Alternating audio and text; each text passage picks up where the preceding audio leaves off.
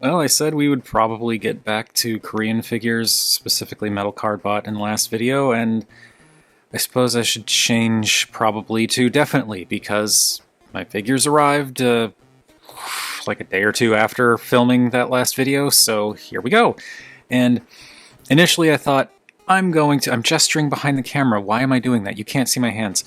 Initially I thought, I'm gonna save Metal Cardbot Night Griffon here for last, put what I would consider the best for last, because I got two figures. I got Heavy Iron W and Night Griffon. But then I was kind of like, you know what? No.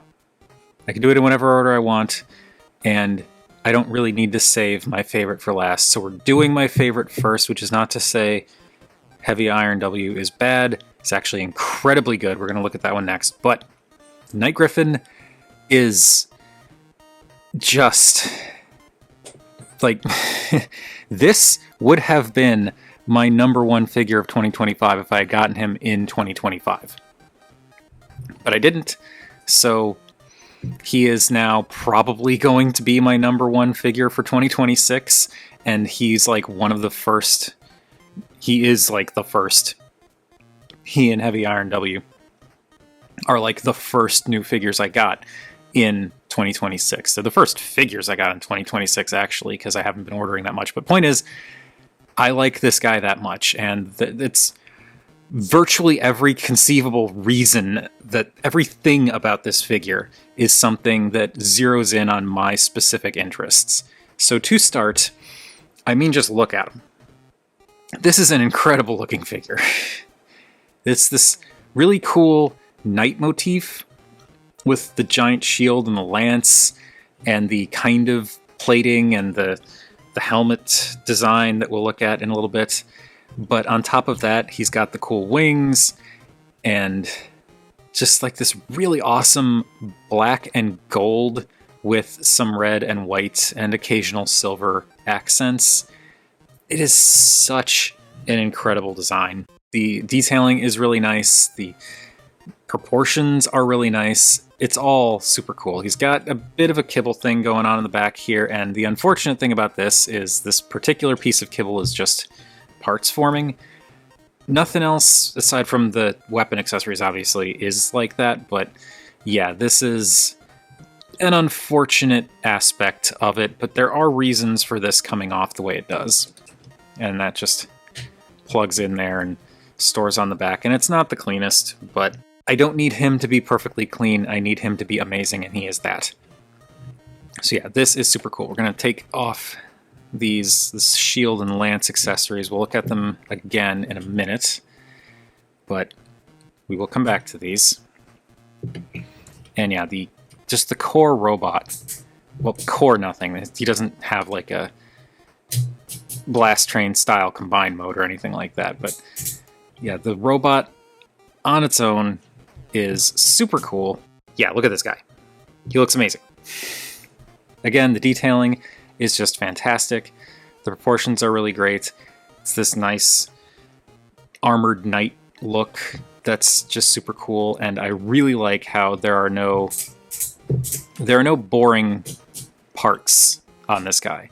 Much like with the other Metal Cardbot figures we looked at recently, there's nothing that's like, oh yeah, that's basic stuff. This is... I don't know why I'm doing this. But essentially what I'm trying to say is that there's no void of color on this guy. There's nothing that's like too much of a single color. It's always getting broken up by something. And that is just so cool. Like even the feet have multiple colors going on with the black, white, and gold. And this is just super cool. It's got these nice like metallic green detailings and the shoulders, and again, wings. Is very cool. I think the face specifically, not the head, but the face is the one aspect of this figure that I'm not as big a fan of the design of. Like the helmet itself I think is really cool. It's this very ornate, robotic plate helmet, like fantasy plate helmet style design, which looks really good. Has these swept back wings. The silver really works with like the extra silver details you get in the shoulders, but then you also have, of course, the gold. And like the coloration of the face, I think, is really good with the red on silver on black, or rather black on silver on red because of how it's layered faceplate, and the really striking metallic green eyes. It's all really good stuff. It's just the face shape. It just looks kind of tiny and pinched to me. I really like the way the faceplate sweeps forward a bit at the chin, makes it look a little bit more angular and aggressive. Or at least no nonsense. But from the front in particular, it just looks so kind of pinched together, and I'm not the biggest fan of that. And I'm also, once again, not a big fan of the fact that you've got the big old screw on one side of the head and not the other. So this is a nice clean angle, this not so much. But it's a common thing with metal Cardbot figures, you know? Now, for that articulation, it is good but limited in a few key areas, and also there are the detents. The neck is on a ball joint. Whoop. The neck is on a ball joint, and you get pretty expressive with it. Like, that's some really great tilt, some pretty decent up and down. And then if you use the transformation hinge, you can get a lot of up, but then it gives them this big void in the torso, so maybe don't do that. And of course, it can rotate all the way around as necessitated by the transformation, but yeah, it's a good head articulation. The wings themselves can actually move around too. They can go up quite a bit, and they are detented. You can also angle them back and forth a bit. This does get in the way of that, which is unfortunate, because these can go back a lot further. The problem is these bits on the end kind of get in the way, and this is painted, so I don't want to push back too far on these bits because I don't want to potentially rub off the paint. So that kind of stinks, but there are ways around that outside of just taking the piece off and putting it off to the side, which we'll get into later. These little tips here can actually move too. So you can position these in different ways depending on how you want the wings to look.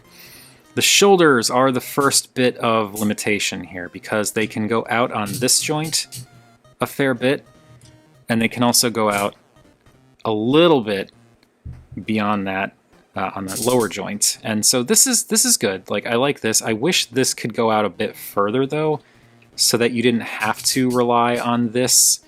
Because the problem is, this is as far as that shoulder's going before crashing into the head. And yeah, so we can technically go out all the way to the side, but now you're like pushing this head over to a degree that I feel like is almost a concern. So that's a little unfortunate. These shoulders could theoretically rotate all the way around, but you've got these very big kibble chunks, or not kibble, wing chunks in the back. So they can basically go back like one click and go around to about here, which is fine. I wish, though, again, like the detents here, it's very... Stop that. You get 3 or 2, really, soft detents between 90-degree motions, but because it's soft detents, you can cheat it. So at least there's that. You get bicep rotation, you have clicky elbows that go to 90, but these are not soft ratchets, so you can't really cheat them, and I guess there are enough detents. I wish they were maybe a little bit more, but I guess that's enough. And you can, again, because you can kind of cheat the ratchets there, you can get the angles looking a little bit less extreme. So it's not terrible. It's just a little disappointing. There is no waist rotation. Given everything going on here, I kind of get it. Like, there is room for a waist rotation here, but you've got this thing back here that's right up against the behind, and it's not plugged in, but it's like right up against his butt. And when you've got this pegged in, like, this piece isn't really going to move. So you kind of, like, you're kind of stuck with it like this. I understand not having the waist rotation there. The hips do also not have a whole lot of detents to them, but they can go forward to 90, and then if you go back, you can basically go back one click before it's crashing into this, and that's as far back as that's going to go. And again, these clicks, I just wish there were more detents. Outward is really nice though. You've got straight down and then it can go out to 90, and I think that's an acceptable amount of clicks. You're not doing the you're not going from stock straight to splits by going one click out, which is very important. And the thigh rotation, for whatever reason, is ratcheted and has so many detents. So many. I don't understand why it has that many detents. I know why it's detented. I just don't understand why it has so many. But I'll take it. And then for the knees are double jointed. You have one clicky joint up here that goes down about that far, and then the lower joint has additional clicks that can curl all the way in, which is actually for the transformation. But yeah, the problem being these clicks, you have far fewer clicks, but I feel like between the two ratchets, you can get pretty much any angle you probably want within reason. And then the feet do that. No ankle tilt. And you can also move the knee pads if you want. So if you're bending the knee and you don't like the gap, you can push that up to fill it in a bit. So that's cool. So yeah, articulation on this guy is pretty good. It's just that some of it is a little bit restricted by either ratchet detents or the kibble around him. Now, the accessories. There is the shield, which is this really cool pseudo-diamond shaped thing that's got some really nice detailing on it. I like the gold trim in particular. And there's just a peg here, pegs into either forearm. Because of everything going on back here, though, pegging this in, you kinda, in order to get it to fit, you really have to rotate the bicep. And I mean, it will fit, it's just you have to rotate it. You can't have it like, you know, parallel to the body. You gotta rotate that shield. And the lance, also cool. I appreciate the fact, it's a simple thing, but I like that they did this little black stripe down the middle. It just keeps this from looking like too big of a solid block of red. And of course, some nice detailing in the whatever this is. I don't know if this is really a guard because it's a lance. It's be more like here, but point is, this looks nice and it matches the style of what's going on in the shield and the rest of the figure, basically. And this pegs into the hand, as you'd expect, and you can peg it in like this. I prefer to do it like this, just because I think that looks better, having it kind of off to the side rather than down in the front. But you got that. And then the wrists actually do have a little bit, I forgot to mention this during the articulation bit, but they don't rotate, but they do have a dedicated angling down joint, which is pretty much because lance. So you can point the lance forward, you can have it kind of down at an angle, which is how I prefer to have him holding it. I just think it looks really cool.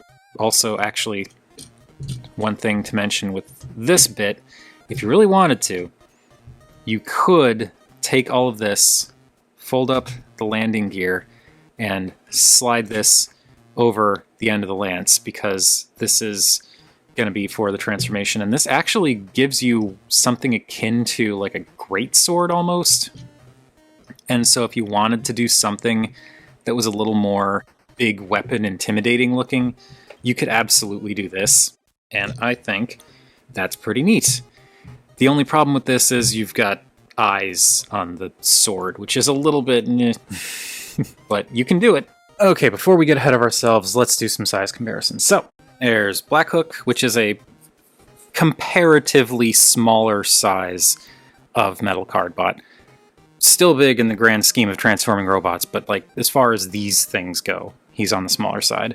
Gotta do the necessary Sky Gallop comparison, because we did just look at Sky Gallop a little while ago, and Night Griffon is actually a little bit taller, like maybe half a head taller than Sky Gallop. And also, I do need to mention, I did not do my due diligence before doing the Sky Gallop video. That is on me, but Sky Gallop might go by she rather than he. It's weird how it all kind of shakes out, but as far as I'm concerned, the more the merrier with the ladies in Transforming Robot toy line. So now, as going forward, whenever I refer to Sky Gallop, she's going to be she.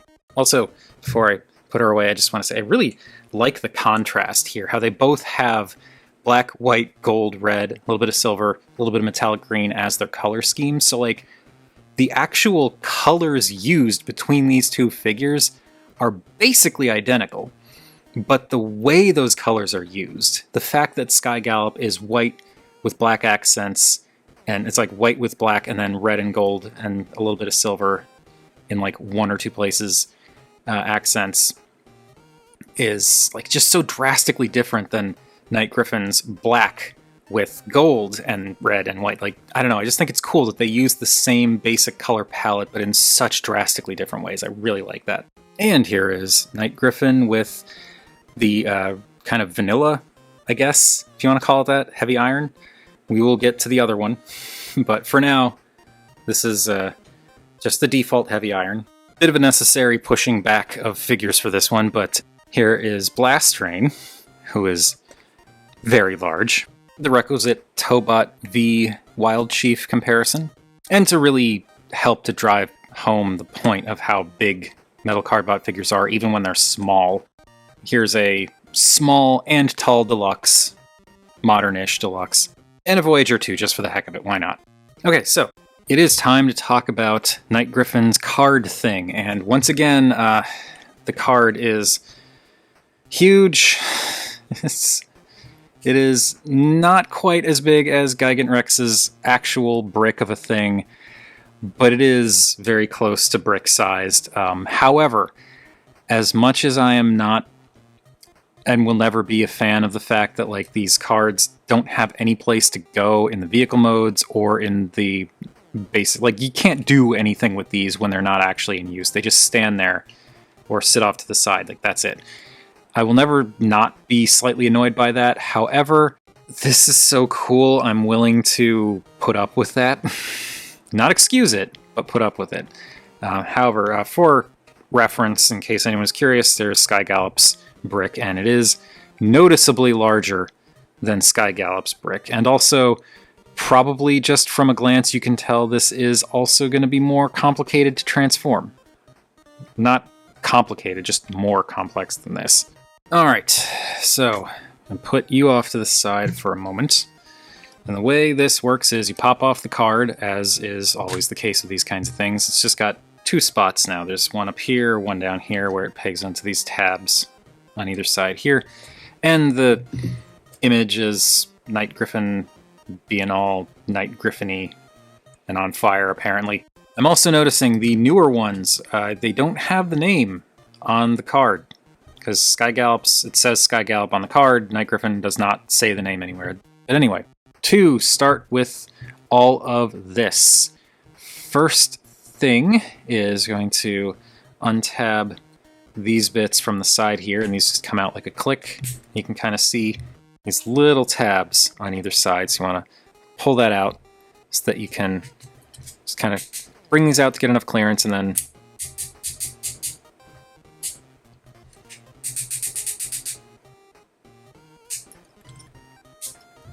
bring those down. Apparently this is where all the detents went. And then on this side, it's a similar thing, except instead of being tabbed in up here, these little knee bits are tabbed in down here. So you want to bring those out and then bring them down. With all this stuff out of the way, we can now grab this jiggly mass down here and pull out, and this pops out and it just clips in to these little bits on the bottom here. There are these clips formed by this mass, which we will look at again in a moment. And now we can unfurl the legs. Lining this up is surprisingly tricky, just because there are so many detents in the joints. I try to get it so that everything is more or less clicked out and even, and then you can actually rotate the feet for a more flat-footed stance. Unfortunately, because of how this all comes together, you don't get any thigh or even ankle rotation, like side-to-side rotation. I really wish that you could angle the legs out slightly, but nope. You just get the forward, backward, in, out, and like the knee and the ankle toe, which you can still do stuff with. It's just a little bit limiting. But anyway, this is going to go off to the side. This just pops in half. And there are several pegs along the inside here. And just because of how these are all kind of pinned together up here, I don't like pulling from the sides like this because I don't want to flex this plastic too much. So just grip towards the center and pull. So you don't have to stress what's going on up here too much. And these will now go off to the side. Bring Night Griffon back in. And first thing, going to remove this chunk. Going to bring the wings up a little bit and fold them back a little bit just to get them out of the way. We can keep the weapons on. Bring the arms up. And now, going to take this flap back here and fold that backwards so that it's just parallel. Rotate the thighs so that they're facing outward, and then click the calves together. You will have to position these knees in a kind of specific way to get this to work. Basically what it is if you straighten out the legs completely, you get this. So you just want to bring that upper joint down a couple of clicks, and that will give everything the space it needs to line up. So do all that. Push in the toes, take the knee pads and fold them all the way down, and then take the hips and bring them all the way back. Now these do not peg into the legs or into the plank here, it just sits. But what happens is this comes in to lock it all together. So what you want to do is take the landing gear and angle it back so that it's at this like 45-degree angle. And there are some slots in the gold bits at the ankles that the wider portions of the landing gear will slide into, and then there are these little peg holes up here that'll go over these little pegs on the backs or insides of the legs. So you just kind of slide this in and peg this down, and this will lock all this together. Now, with all of this locked together, we can bring in this chunk, and there are pegs and clips at either end, and pegs and clips in their respective ends here. So you just line all this up, clip it down, and that gives us some of the Centaur Mode. Then we want to take these bits, and you want the black parts facing out. The way this works is there's a tab, or not tab, like a slot on the inside of the middle piece, and there's a tab on the wing bits here. And what you want to do is kind of hook this in, because you can see that this goes in a little bit, so hook this in, bring it down so that this settles over that tab, and that will lock that in place. And once these are locked in place, you bring them up the rest of the way, and then bring the back thing down 2 clicks, front thing up 2 clicks, and that gives you some really cool looking wings. And this is, I really like how they did this, because if you notice, you could angle them like this, which is fine, but if you angle it up, it really makes this look like a full and cohesive wing. I like how it reshapes the wings entirely. That is so cool. And lastly, going to rotate the head just so that we have enough space to bring it down all the way, because we want clearance to take this panel and rotate it forward to reveal the griffin head, and then bring this back up. I guess you could do that if you really wanted to, which I don't think looks all that great, but you could do it. But bring that back up, bring the head back around, and there is Night Griffon in the Centaur Griffon mode, and this is so cool. I said in the Sky Gallop video, I am a sucker, an absolute sucker for Centaur robots, and that is what you get here. But it's even more so than that. This is just a super cool looking one, because it's like, it's a centaur, but the bottom half is like more of like a lion than a horse, so it's like a griffin centaur. You've got the eagle face and the chest, which is cool. I love the reshaping of the wings. This does so much more than Sky Gallop. I still really like Sky Gallop, but Sky Gallop's is just stick the back half of a horse onto a robot. You don't do anything to the robot aside from maybe sweep the wings back if you want. But like, there's no real transformation happening outside of unfolding the card into a horse butt. Here, you transform all the bits, but like, you actually have to configure the robot's legs in order to attach the entire lower part to create the Centaur mode. You add the wing bits that completely reshape the wings. There's so much more going on here. And this looks so freaking cool. I love this thing. I love this thing so much. It is just fantastic. And it might actually be slightly shorter with how all this is going because of the way the legs are all folded back and stuff. But like, I really like how this works. I love that the legs do a thing and it's not just sticking some, it could have just been sticking this onto the robot's butt and they could have called it a day. But no, you actually give it an entirely new four-legged lower body. And this looks absolutely incredible. This is amazing. You can have him like ready to charge or something. I don't know. I just absolutely love this. Now, the lower body legs are more limited than up here because, like I mentioned before, you don't get any rotation at all. You just get the forward, backward, in and out. And something worth noting, because of the legs back here, there are these tabs that if you push the legs past like 2 clicks, then it's going to start to unseat this. So if you push this up too far, that'll unplug this lower body from here, and the front connection is not strong enough to keep the whole thing together. So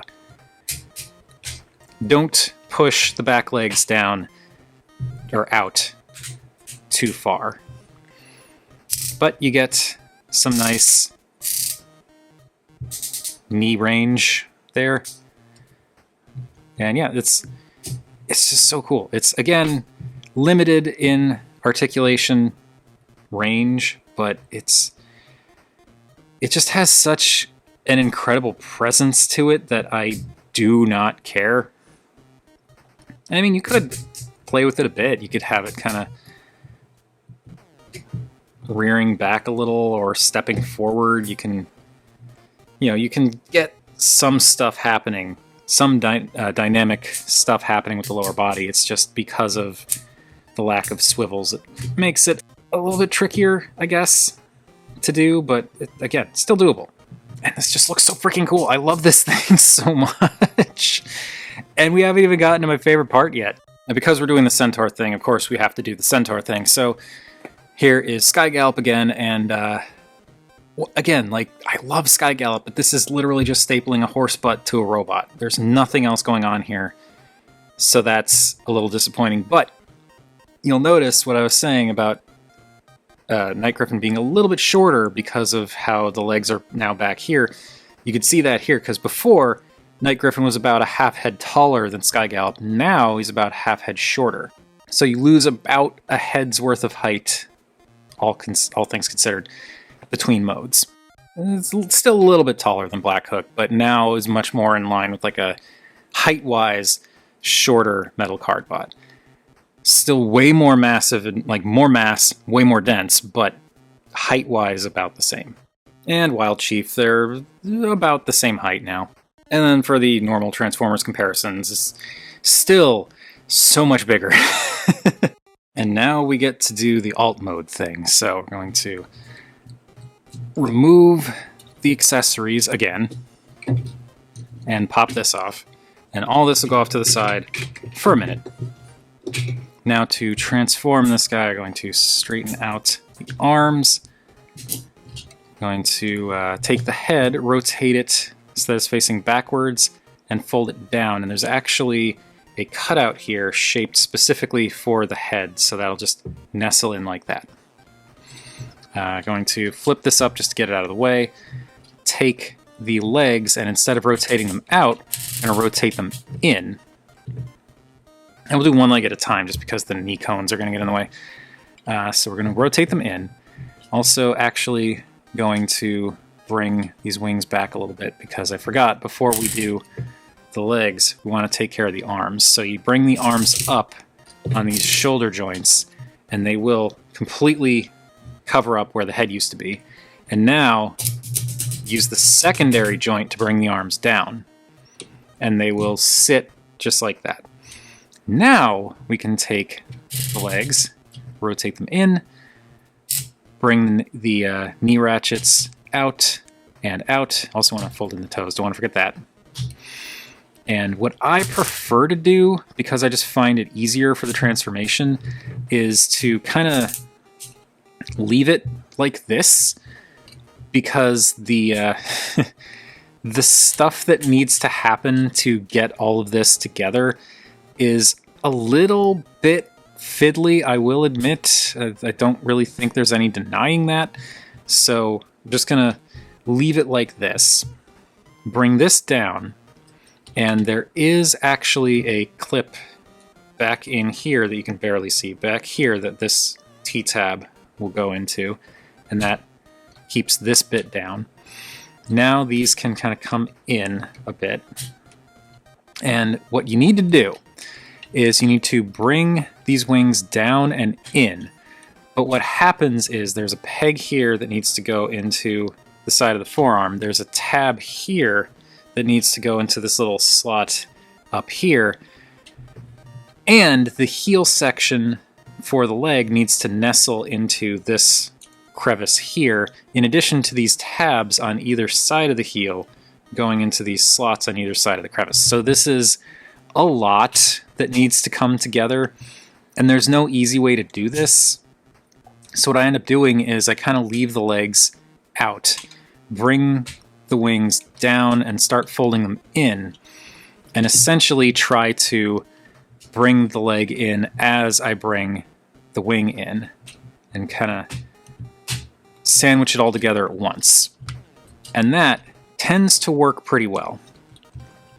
It is awkward to do, but it is doable. So again, bring this in, bring this in, and this is, again, just, it's very kind of awkward. Oh, and also the other thing that has to happen, in addition to everything else, there's a peg on the side of the leg here that goes into a little hole on the wing. So yeah, there's just a lot that needs to line up, and it is kind of annoying. It's not bad, it's just, this is supposed to be a children's toy. I don't understand why they decided to make it this complex. But once you get everything together, you can take these bits, fold them in, and we'll leave this off to the side so that we can focus on this stuff. Take this, and this lance will peg in here, and the handle will kind of nestle in here. But you don't actually want to just peg it in and bring this around, because there's this bit here that needs to go underneath this lip on the lance. So you kind of want to untab this first, and this clicks in kind of alarmingly tight. Like, it's not too tight, but it makes a really worrying snap when you disconnect it.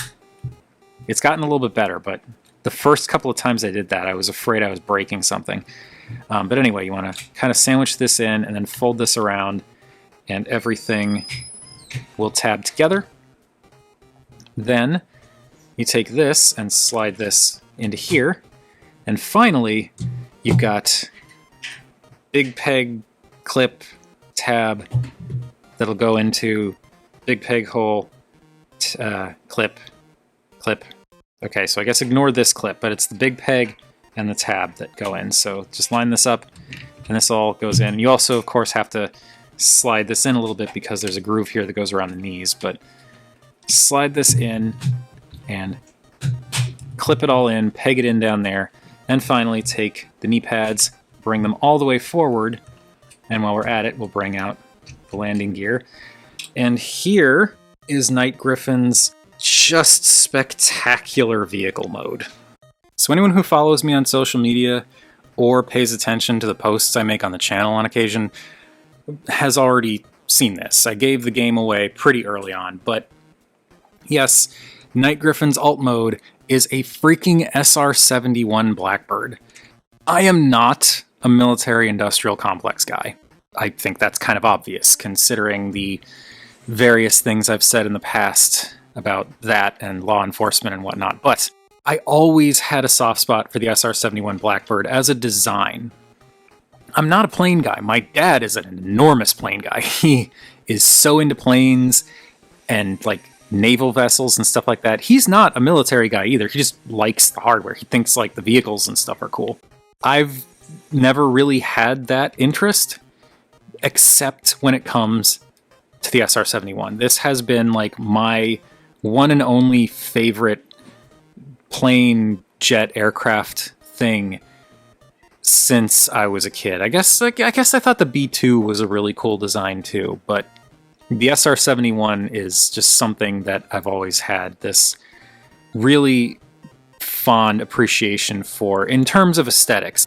Aesthetically, I just always loved this design, and having a robot that turns into a freaking Griffon Centaur that's got like a night theme, has this big cool shield, and it turns into an SR-71. This is like someone looked into my brain and was like, how do we design a toy specifically for Rob? And this is what they came up with, and honestly, they nailed it. I can't really speak to all the, like accuracies and stuff there. I mean, obviously this isn't accurate because it's covered in gold and red trim. It's not just like black, but it is very clearly supposed to be an SR-71 Blackbird. And this is, again, just such a really, really cool alt mode for a really cool figure.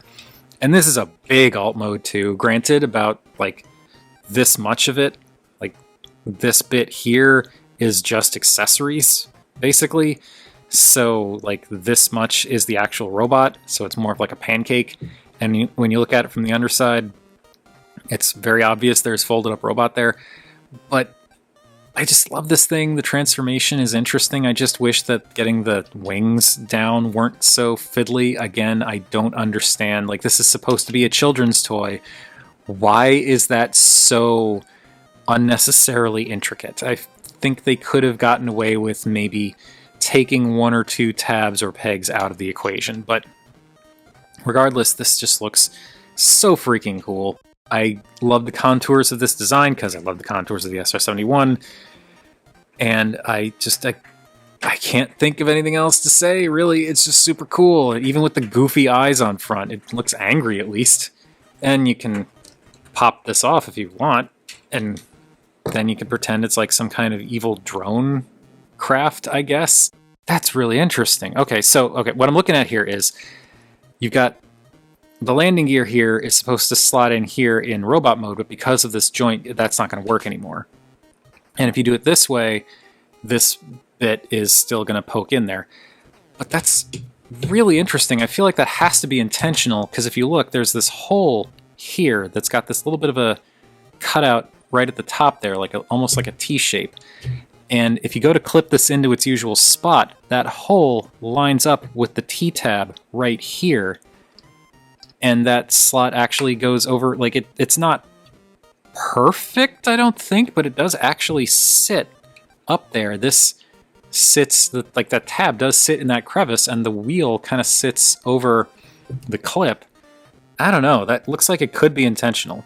But yeah, if you wanted to do a, let's just say it's a drone type thing, or like some kind of automated evil thing, you could do this, which, I mean, it's I wouldn't want to get stabbed by a vehicle looking like this. Anyway, yeah, this is just super cool. I love this thing so much, and I'm gonna stop talking. Now, bringing in Sky Gallop, this is difficult to show, but Sky Gallop kind of looks a little bit bigger. But the thing is, with Sky Gallop, like, all the robot mass is going down the center. The wings are just wings. They don't do anything. And the tail is the weapon accessory, so... Well, I guess I can't really complain about the tail being... Not complain, I can't really point to the tail as weapon accessory, like that takes away from it because the entire front section of Sky Griffon or Night Griffon is weapon accessory. But point is, Sky Gallop looks bigger, but Night Griffon is like flatter and kind of more spread out, so I think it kind of balances out in that regard. And it just looks huge next to Wild Chief, though Wild Chief is more condensed, but it was also a smaller robot. And to further drive home the point that even the smaller metal cardbots are still gigantic compared to usual Transformers, here is the Small Deluxe, Large Deluxe, and Voyager. It's just so good. And yeah, I do think that it's good on its own, taken outside of my own personal interests. I think this is still an amazing figure, and that this Griffon mode is absolutely amazing. This is such a good figure, and as I said already, well worth looking into for anyone who's into transforming robots in general, but particularly like the Korean stuff, metal cardbots.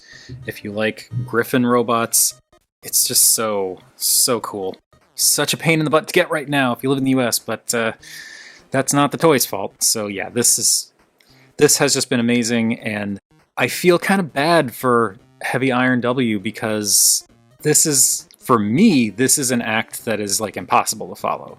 This is just so zeroed in on me specifically that nothing would probably top this, and I'm pretty confident that there probably won't be anything I get my hands on in 2026 that does top this. But it's possible. There are some things that I'm really looking forward to that could maybe stand a chance, but we'll see. Point is, I love this thing. If you think it's cool and have a way to get it without paying through the nose, then absolutely do it. Thank you all for watching. Feel free to let me know what you think down below in the comments. And next time, we will finally take a look at Heavy Iron W. A really cool figure, a gigantic figure with probably one of the most disappointing card gimmicks I've actually experienced in this entire line.